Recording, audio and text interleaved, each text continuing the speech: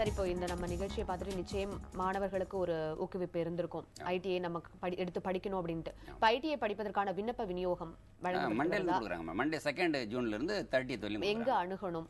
அது எல்லா கவர்மெண்ட் ஐடிலையும் கொடுக்குறாங்க. நிச்சயமா ஆமா. ஆனா அப்ளிகேஷன் போடுறது எந்த ஐடியில் போடுறீங்களோ அந்த டிஸ்ட்ரிக்ட் ரேங்க் மட்டும் தான் பண்ணுவோம். அந்த டிஸ்ட்ரிக்ட்ல என்னென்ன ட்ரேட் இருக்குது அதில் ரேங்க் பண்ணிட்டு இன்ஜினியரிங்கா நான் இன்ஜினியரிங்கா நீங்க எதை விரும்பல அதை நீங்க கவுன்சிலிங் செலக்ட் பண்ணி. இன்னொரு மாணவர்களுக்கு எப்பொழுது வழங்கப்பட்டு வருதுன்னு சொல்றீங்க சார்? எப்போ கொடுத்துக்கிட்டு இருக்காங்க, எப்போ கொடுக்க போறாங்கங்கறத சொல்லி. 2 ஜூன் அதாவது வர மண்டேல இருந்து 30ஆம் தேதி வரைக்கும் கொடுக்குறாங்க. நிச்சயமா.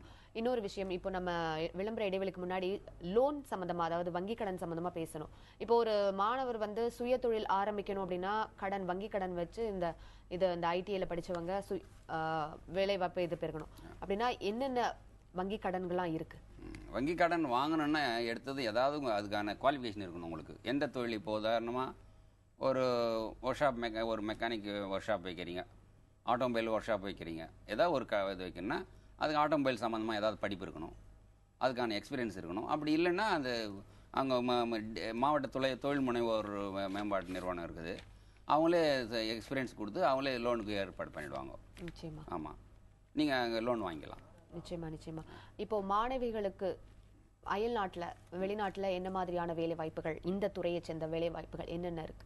அதான் சார், வெளிநாட்டு தான் மேடம். மருத்துவத்துறை சம்மந்தம், அதாவது ஒரு டாக்டர்னா அவங்களுக்கு ஒரு சப்போர்ட்டிவாக ஒரு 20 பேர் இருக்கணும். இப்போ ஸ்கேனுக்கு ஒருத்தர், பிசியோதெரபிஸ்ட்டு, லேப் டெக்னீஷியனு, இதெல்லாம் இருக்குது.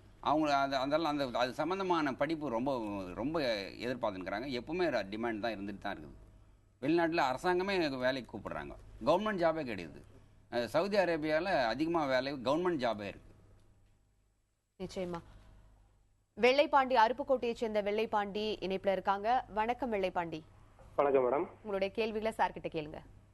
சார், நான் ஐடிஐ ஃபிட்டர் முடிச்சிருக்கேன் சார். சொல்லுங்க. 2 இயர்ஸ் கோர்ஸ் முடிச்சிருக்கேன் சார்.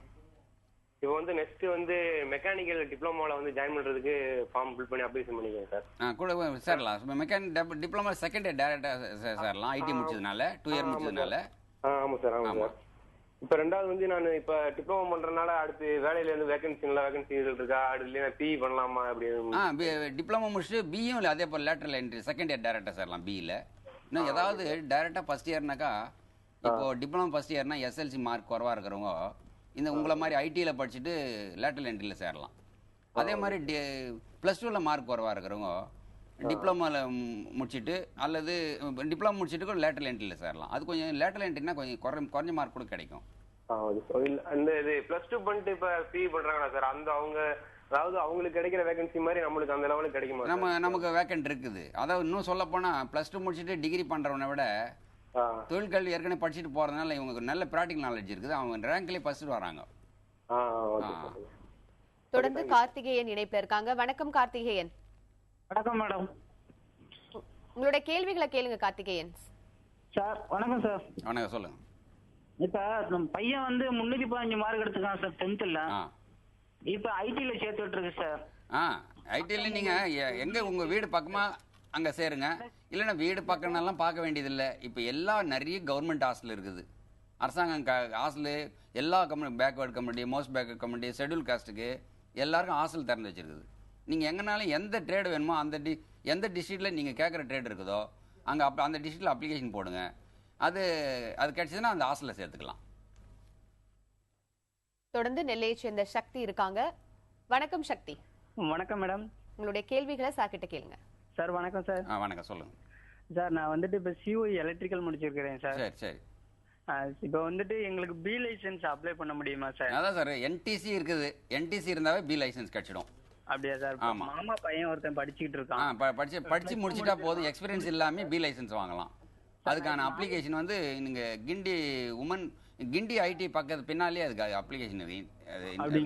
மாமா பையன் +2ல அரியர் வச்சிருக்கான் சார். ஒரு பாடம் போயிடுச்சு சார். இப்ப நான் அவனை சிஓஇ எலக்ட்ரிக்கல் படிக்கலாம் அப்படின்னு சொல்றேன். மல்டி ஸ்கில் தான் அப்படின்னு சொல்லி மாமாட்ட சொன்னேன். ஆமா, எனக்கே பி லைசன்ஸ் அப்ளை பண்ணலாமா அப்படிங்கறது அப்ளை பண்ணலாம். நேரடியா போயிட்டு கேட்டு வந்தேன் சார். ஆனா பி லைசன்ஸ் பியூரா எலக்ட்ரிஷியன் முடிச்சாதான் அப்படின்னு சொல்லி இது என்டிசி தானே நீங்க கேட்கலாம். இது என்டிசி, நேஷனல் ட்ரேட் சர்டிஃபிகேட், மத்திய அரசாங்கம் கொடுக்கறதா. இதுவும் கேளுங்க. சரி, நீங்க அங்க கேளுங்க, அங்க கேட்டு அப்ளை பண்ணுங்க. ஏன்னா சிலர் வந்து இது புதுசாக இன்ட்ரடியூஸ் ஆனது, இது சிலருக்கு தெரியாது இது மாதிரி இருக்குதான்ட்டு. எலக்ட்ரிஷியன் ஒயர்மேன் முடிச்சவங்க தான் பி லைசன்ஸ் கொடுத்துன்னு இருக்காங்க. அங்கே போயிட்டு அவங்களுக்கு தகவல் கொடுக்கணும் நம்ம. இதுவும் என்டிசி தான் சொல்லணும். இது மல்டி ஸ்கில், அதை விட நாங்கள் எக்ஸ்ட்ரா மல்டி ஸ்கில்லாக படிக்கிறோம்னு சொல்லிட்டு நம்ம எடுத்து சொல்லணும் அவங்களுக்கு. தொடர்ந்து திருப்பூரை சேர்ந்த கஜேந்திரன் இணைப்புல இருக்காங்க. வணக்கம் கஜேந்திரன். வணக்கம் மேடம். உங்களுடைய கேள்விகளை சார் கிட்ட கேளுங்க. சார் என் பையன் 10th படிச்சிருக்கான் சார். சொல்லுங்க.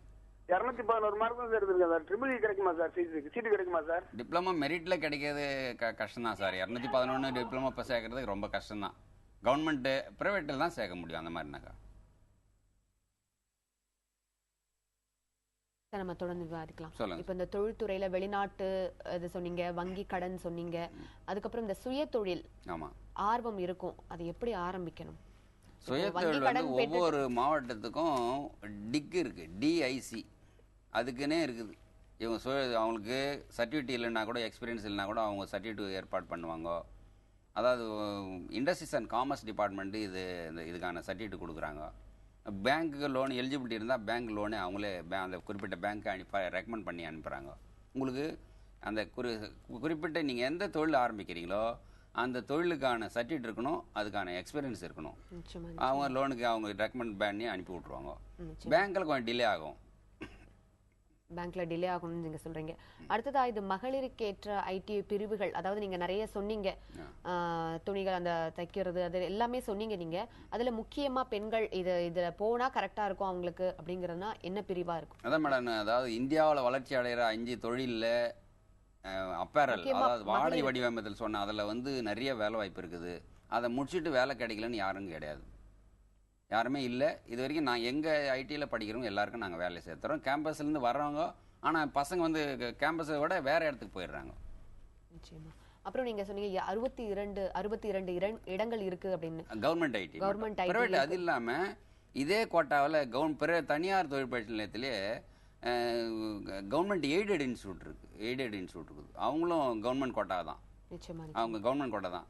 அப்புறம் பிரைவேட் ஐடிலையும் 50% கவர்மெண்ட் கோட்டாக இருக்குது. சென்னையில் எத்தனை இடங்கள்ல இருக்குது? சென்னையில் ஒரு 20 ஐடி இருக்கும் சார். இருக்குது மேடம். தோராயமாக சொல்கிறேன், கரெக்டாக சொல்ல முடியல. ஆமாம், கவர்மெண்ட் ஐடியே 5-6 இருக்குது. கிண்டியிலே 2 இருக்குது, லேடிஸ் ஐடி இருக்குது, ஜென்ஸ் ஐடி இருக்குது. அப்புறம் வட சென்னையில் இருக்குது. நிச்சயமா. இப்போ இந்த நிகழ்ச்சியை வந்து மாற்றுத்திறனாளிகளும் நிச்சயமா பார்த்துட்டு இருந்திருப்பாங்க. அவங்களுக்கால உள்நோக்கி பார்க்கணும்னா இந்த ஐடி பிரிவுகளோட விவரங்களை ஒரு முறை சொல்லுங்க. மாற்றுத்திறனாளிலாம் அவங்க எது டிசேபிள் பார்க்கணும், அந்த ட்ரேடு அவங்களால செய்ய முடியுமான்னு பார்க்கணும். இப்போ எலக்ட்ரிஷியன் எடுத்துக்கிட்டால் எலக்ட்ரிஷியன் ஒயர்மேன்லாம் போஸ்டெல்லாம் ஏறணும், மேலெலாம் பார்க்க வேண்டிய ஒயர்மேனு போஸ்ட் எடுத்தாக்கா அந்த மாதிரி செய்ய முடியாது. இப்போ எலக்ட்ரானிக்ஸ் வேலை செய்யலாம் அவங்க. நிச்சயமா. தொழிற்சாலைகளில் பணி வாய்ப்புகள் இவங்களுக்கு எப்படி இருக்கும்? அதான் மேடம், அதாவது எல்லா ட்ரேடும் எல்லாருக்கும் வேலை கிடைச்சிடாது. அதில் வந்து நம்ம ரொம்ப மற்றவங்களை விட நம்ம கொஞ்சம் திறமையை நம்ம மேம்படுத்துகிற மாதிரி ஒரு இது காட்டணும், பூஸ்ட் பண்ணணும். பொதுவாகவே நம்ம செலக்ட் ஆகாததுக்கு முக்கியமாக இந்தியாவில், அதாவது இப்போ தமிழ்நாட்டில் செலக்ட் ஆகாததுக்கு முக்கிய காரணம் வந்து பர்சனல் டெவலப்மெண்ட்டை நம்ம இம்ப்ரூவ் பண்ணிக்கிறது இல்லை, அது ஒன்று. அப்புறம் கம்யூனிகேஷன் இம்ப்ரூவ் பண்ணிக்கிறது இல்லை. கம்யூனிகேஷன் ஸ்கில் இல்லை நம்ம ஆளுங்களுக்கு. அதுக்குன்னு நாங்கள் வந்து எங்கள் தொழிற்பயிற்சி நிலையத்தில் கம்யூனிகேஷன் ஸ்கில்லுக்கும் பர்சனல் டெவலப்மெண்ட்டுக்கும் அதுக்குன்னு எங்கள் ஸ்பான்சர் கேட்டு சில ஸ்டாஃப் சில பிரைவேட் ஐடிங்களுக்கு நாங்கள் ஸ்பான்சர் கேட்டு இவங்களுக்கு ட்ரைனிங் கொடுத்து நாங்கள் செலக்ட் பண்ண வைக்கிறோம். பயிற்சிகள்னா என்ன மாதிரியான பயிற்சிகள், எப்படி எந்த வகையில் பயிற்சிகள் கொடுக்கப்படும்? பயிற்சினா இது ஐடி இல்லாமல் வேற பயிற்சி. அதான் நீங்கள் சொன்னீங்க இல்லையா, கம்யூனிகேஷன் ஸ்கில்லு, பர்சனல் டெவலப்மெண்ட். இது அதுக்குன்னு 2 hour 3 hour அவங்க கொடுக்குறாங்க. அதாவது எப்படி அப்ரோச் பண்ணணும், இன்டர்வியூ வந்தாக்கா எப்படி அப்ரோச் பண்ணணும், அந்த இன்னும் மேனர்ஸ் தெரியுறதில்ல. கண்டிப்பாக உங்க வந்ததும் விஷ் பண்ணணும், உள்ளே போகும்போது உட்கார சொன்னால் தேங்க்ஸ் சொல்லணும். அப்புறம் கேட்குறது வந்து கரெக்டாக பதிலுக்கு சொல்கிறது கிடையாது. எவ்வளோ சம்பளம் எடுத்ததும் எவ்வளோ சம்பளம்னு கேட்குறாங்க. அப்புறம் கம்பெனி போன ஒரு 6 மாதம் தான் வேலை செஞ்சுருப்பான், அவன் வந்து இன்னொரு கம்பெனிக்கு போவான். நீ ஏற்கனவே அந்த கம்பெனி விட்டு ஏன் நீங்கள் கேள்வி வருது. கண்டினியூஸாக ஒரு இடத்துல வேலை செஞ்சால் தான் அவங்கள பற்றி நல்ல ஒரு அபிப்பிராயம் கிடைக்கும். அப்போ நம்ம கம்பெனியில் இந்த மாதிரி 6 மாதம் 1 வருஷம் வேலை செஞ்சு போயிடுவான் அப்படின்னு வேற இருக்கும். நல்ல கம்பெனியாக போயிட்டு நம்ம நாலேஜு படிப்புக்கு தகுந்த தொழில் பிரிவாக பார்த்து அது அந்த படிப்பு ரிலவெண்ட்டு கோர்ஸில் நம்ம தொழில் தேர்ந்தெடுக்கணும். அதில் நல்ல கம்பெனியாக போகணும். சம்பளம் முக்கியம் இல்லை, அதில் ஷைன் பண்ணணும். குறைஞ்சது ஒரு 3 வருஷமாக அது எக்ஸ்பீரியன்ஸ் இருந்தால் தான் நம்ம சுய தொழில் ஆரம்பிக்கிறதுக்கோ இல்லை வேறு கம்பெனிக்கு போகிறதுக்கோ இல்லை கவர்மெண்ட் எம்ப்ளாய்மெண்ட்டுக்கே கூட சரி எக்ஸ்பீரியன்ஸை பதிவு பண்ணுறதுக்கோ யூஸ் ஆகும். 6 மாதம் 3 மாதம் நான் இவன் நம்ம கம்பெனியில் சேர்த்தா கூட இப்படி தான் இருப்பான், இவன் வேலை செய்ய மாட்டான்ற ஒரு எண்ணத்தை அடுத்த கம்பெனிக்காரன் உருவாக்கி அந்த எண்ணம் தோணுது. இப்போ நம்ம ஐடிஐ படிக்கணும்னா மொத்த செலவா நம்ம எவ்வளவு சொல்லலாம்? ஐடியில் செலவே இல்லை மேடம். நான் ஐடியில் வந்து நாங்கள் சொல்கிறோம், உதவித்தொகையை நாங்கள் கொடுக்குறோம்.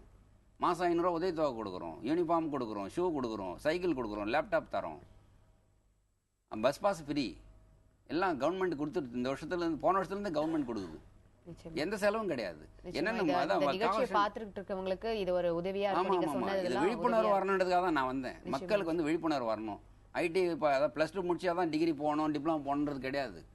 இது வந்து இதுக்கு வந்து அரசாங்கம் 2 வருஷம் ஐடி படித்தா போதும். அந்த +2 இல்லாமல் டேரெக்டாக டிகிரி போகலாம், அதில் டிப்ளமாவில் செகண்ட் இயர் போயிடலான்றது விழிப்புணர்வு வரல. இது மக்களுக்கு தெளிவுபடுத்தணுன்றதுக்காக அந்த நான் பொதுவாக மாணவ மாணவிகளுக்கு எந்த படிப்பில் விழிப்புணர்வு அதிகமாக இருக்கு இதுதான் அப்படிங்கிறது? எல்லா தொழிலும் வேலை கிடைக்குது மேடம். இதுதான்றது கிடையாது. நம்மளா ஒரு இது பண்ணிக்கிறது தான். அதுக்கான வேலையை நம்ம தேடிக்கிறது கிடையாது, அதுக்கான முயற்சி எடுக்கிறது கிடையாது. ஒரு பொறுப்பு இல்லாமல் இருக்கிறோம். நம்ம ஸ்டூடெண்ட்டு வந்து பொறுப்பு இல்லாமல் இருக்கிறாங்க இப்போல்லாம். நிச்சயமா. அப்புறம் இப்போ விழிப்புணர்வு கொடுத்தால் மட்டுமே இந்த ஐடிஐ படிப்புகள்ல சேர்றாங்கிறது 1% இருந்தாலும் வருடா வருடம் இந்த ஐடிஐ துறைகள்ல தேர்ந்தெடுக்கிற மாணவர்களின் எண்ணிக்கை விகிதம் எப்படி இருக்கு?